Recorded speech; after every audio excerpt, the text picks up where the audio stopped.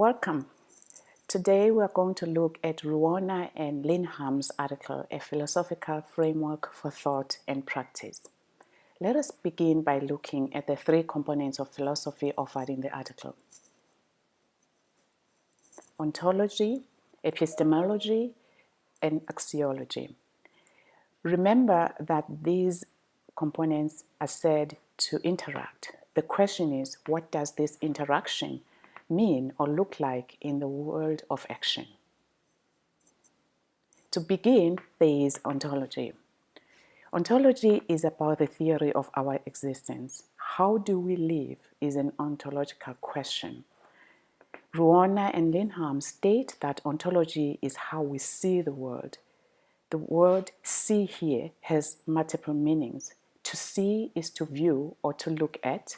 It is to understand or to comprehend. It is also to perceive or to imagine the world. It is to create something in our minds. The second is epistemology. Epistemology is simply about the theory of knowledge. This is about the view of our existence. How we know and think about the world are epistemological discussions.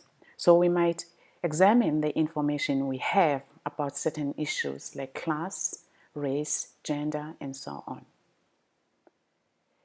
Where does this information come from, and how did we learn about it?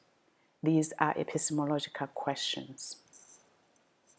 The third is axiology, which is about our aims, actions, and the methods attached to our actions. Now, this last component, action, already has subcomponents embedded in it. Aims, for example, are subcomponents of action. What I aim does not always render the intended outcome. Action by itself is embedded in ideas. Ideas come with strategies. So I might not have the conscious knowledge, however, of the ideas, but they are there. Action then is a combination of ideas plus aims plus doing, which renders an outcome. So to think philosophically about teaching then is to be able to consciously analyze the basis of your ideas, how they are put into action, plus the outcome. Let us return to the idea that ontology, epistemology, and axiology interact and how this interaction happens. Sometimes these components may interact in good ways, sometimes in challenging ways, and sometimes in outwardly bad ways. Let me give you an example. In my household, I'm known to be a person who is about the equality of boys and girls, men and women. Therefore, I ensure that there is a fair sharing of household chores, such as cleaning, cooking, and shoveling the snow. Gender parity is what I believe in. Those are my ideas. I see parents as responsible for conveying values that challenge patriarchal practices. That's my belief system. Recently, however, I have been challenged to deeply think or re-look at the way in which I exercise or put into action my idea of gender parity.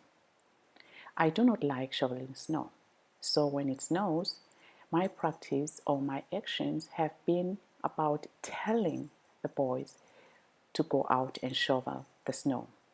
I do not tell this to my daughter, and I do not shovel the snow myself. So my actions here are in contradiction to my belief system of gender parity. So what are the questions that I need to be able to ask here? Some of the questions are, what drives my belief system? What drives my actions? What motivates my behavior? Do I need to change? And if so, what would be best to change? Should I be forcing myself to shovel the snow, even if I really just do not like doing it? In this example, my solution has been to partner myself up with one of the boys, and we go together and I pretend to be shoveling the snow. And I do the same thing with my daughter. I partner her up with one of the boys, and she does the same thing, go outside and shovel the snow. So, to conclude, I am encouraging you, therefore, to look at the ways in which your own practices, academically, professionally, or socially, have sometimes not aligned with your ideas. Try to see whether or not, try to identify your ideas first. Ask the questions, what are my ideas? What is my belief system? Then go on. Are my beliefs in line with my actions, or do they collide, or do they complement each other?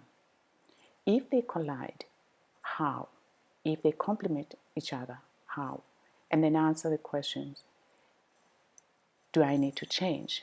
What do I need to change? For whom must I change? And perhaps you might have solutions to these questions. So let us know what your solutions are. And if you do not have solutions, perhaps you might want to start asking for help from others. That's it for today, and I will see you next time when we're looking at John Dewey. Bye-bye.